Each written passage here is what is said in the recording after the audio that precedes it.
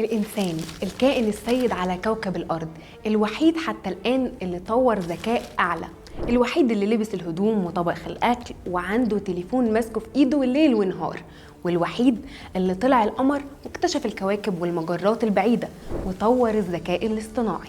الإنسان اللي عمل وبيحاول يعمل كل حاجة هو في النهاية كائن هش جدا، وارد خطأ بسيط يفنيه للأبد، سواء حرب نووية أو زلزال أو نيزك معدي بالصدفة. لكن يا ترى لو انتهى الإنسان مين هيحتل الكوكب مكانه؟ مين عنده القدرة إنه يكون ذكي زي الإنسان، يطور أدوات ويخترع تكنولوجيا وبعلو صوته يقول أنا السيد الجديد؟ دي أسئلة هنجاوب عليها وأكتر في حلقتنا النهاردة. أنا ربا ودي حلقة جديدة من منصة رعب.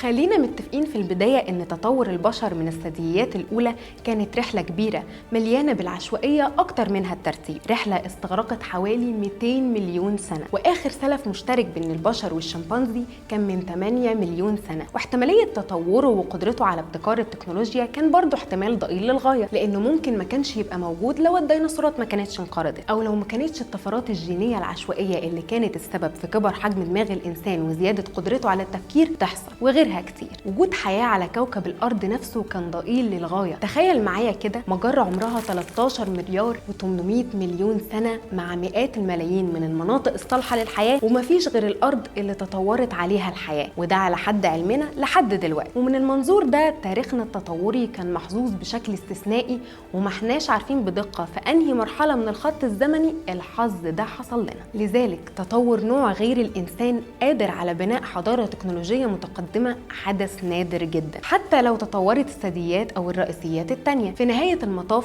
وبعد حوالي 4 مليار سنة من تاريخ الأرض ما ظهرش غير نوع واحد بس عنده القدرات اللازمة لبناء حضارة، ولو كان التحول التطوري ده سهل كان حصل في وقت مبكر عن كده، ومش بعد مئات الملايين من السنين من ظهور أول الحيوانات. يعني من الآخر التحول من الحيوانات لنوع زينا إحنا البشر أمر نادر جدا، عشان كده ما عندناش الثقة الكافية في إننا نعتقد إنه لو الحضارة البشرية اختفت هتظهر أنواع تانية عندها القدرة على التطور التكنولوجي. فلما الإنسان يفنى قدامنا ملايين السنين على الأقل عشان نشوف سيد زيه، لكن على افتراض خلاص إن حياتنا انتهت، في أنواع تانية مرشحة بجدارة إنها تحل محل الإنسان، أولها الشمبانزي. العلماء بيعتقدوا إن لو الإنسان العاقل انقرض والشمبانزي نجا، فغالباً هو اللي هيكون قادر على امتلاك التكنولوجيا بمرور السنين، وده ممكن يحصل في غضون 8 مليون سنة أو أقل، لأن وفقاً لبحث في جامعة مانشستر، واحدة من السمات اللي خلت البشر مميزين في البناء والتفكير المكاني هي إيدينا. الإيدين وفرت لنا قدرة فريدة على التعامل مع الأشياء، وساعدتنا في بناء المدن وتعديل البيئة حوالينا بشكل كبير. وعشان الأنواع التانية تأدي نفس الدور فهي محتاجة لتطوير قدرة مماثلة على التعامل مع الأشياء، وبالفعل الرئيسيات التانية زي الشمبانزي والبونوبو عندها قدرة على إنها تصنع أدوات بسيطة في البرية. فلو الإنسان انقرض هي الكائن الأقرب لاحتلال كوكب الأرض، حاجة كده شبيهة بفيلم كوكب القردة. طب ليه الرئيسيات دي ما بقتش زينا لحد دلوقتي؟ لأن الأذكى فقط هو اللي هيبقى، وفي سابقة تاريخية مسجلة عندنا بتوضح النقطة دي. رغم وجود إنسان النياندرتال والهومو سابينز في فترات مشتركة من التاريخ، لكن جنسنا اللي هو الإنسان العاقل هو اللي فضل مكمل، باختصار لأننا كنا أذكى منهم بكتير. لكن حتى لو انقرض الإنسان، الفكرة في النهاية هتفضل متوقفة على عامل الزمن. بعد انقراض الإنسان الوقت اللي هتستغرقه الكائنات الأخرى في التطور عشان تحل محله هتستغرق مش أقل من 200 مليون سنة، زي ما حصل مع تطور البشر من الثدييات في بداية الحياة. لكن هو في إشكالية هنا، أي كارثة قوية كافية للقضاء على البشر من المحتمل بشكل كبير إنها تقضي برضو على الشمبانزي، وده بيدي مساحة لاحتمالية تطور أنواع تانية عشان تملى الفراغ. والعين هنا على الطيور. خلينا فاكرين إن الطيور أصلاً جاية من الديناصورات، وقبل احتلال الثدييات للأرض كانت الديناصورات هي المسيطرة، فمش بعيد ترجع الطيور أحفاد الديناصورات للسيطرة على مملكتهم من جديد. الطيور كائنات أذكى مما نتصور. وفقاً لبحث اتنشر في مجلة نيتشر، طائر زي الغراب عنده ذكاء بينافس ذكاء الشمبانزي، بيساوي ذكاء طفل عنده من 7 ل 10 سنين. في بعض الطيور غير الغربان بتتمتع ببراعة في استخدام مناقيرها لتشكيل خطافات من الأسلاك. ودراسة تانية أثبتت إن الببغاوات الرمادية الأفريقية قادرة تتعلم لحد 100 كلمة، وقادرة برضو إنها تجري عمليات حسابية بسيطة، وعندها القدرة على استيعاب مفهوم الصفر. بل في حتى طيور قادرة تعيش مع بعضها في تجمعات أشبه بتجمعات القبائل زي طيور النساج الاجتماعي، وبتتعاون مع بعضها في بناء الأعشاش المشترك. واللي يخليهم يعملوا كده ممكن يعملوا أكتر من كده. في النهاية الذكاء هو تعديل سلوك عشان يتناسب مع بيئتك، والباقي على التطور. لكن في كائن بحري آخر مرشح بقوة، وهو الأخطبوط.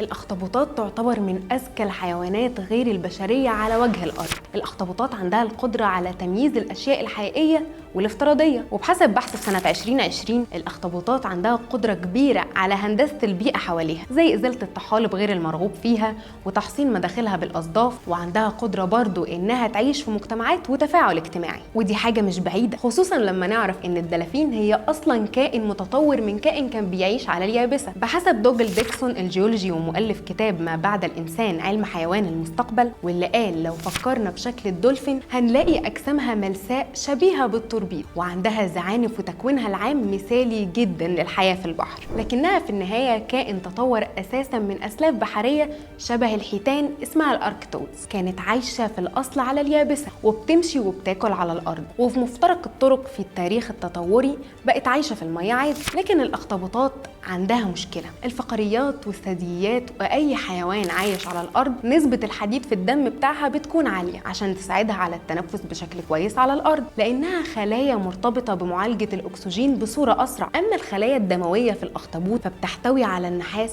بدل الحديد، وده عنصر قدرته على معالجة الأكسجين بتكون أقل، وبالتالي هو مناسب للعيش في المية أكتر من اليابسة.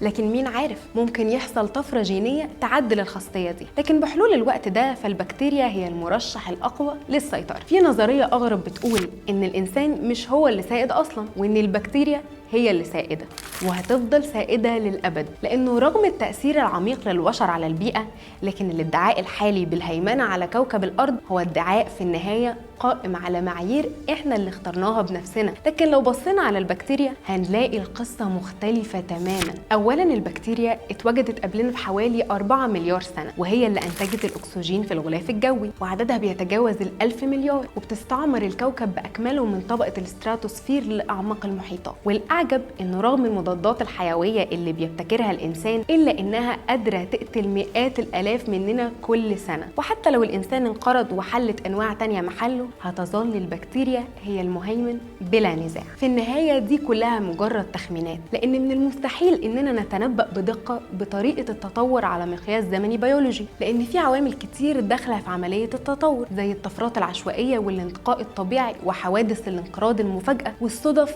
غير المتوقعة وغيرها. لكن المؤكد إن لو الأمور مشيت على طبيعتها والأرض فضلت صالحة للحياة هيكون في نوع هو السائد. أنا كده خلصت اللي عندي، أتمنى تكون الحلقة عجبتكم ومستنية تعليقاتكم في الكومنتس. سلام.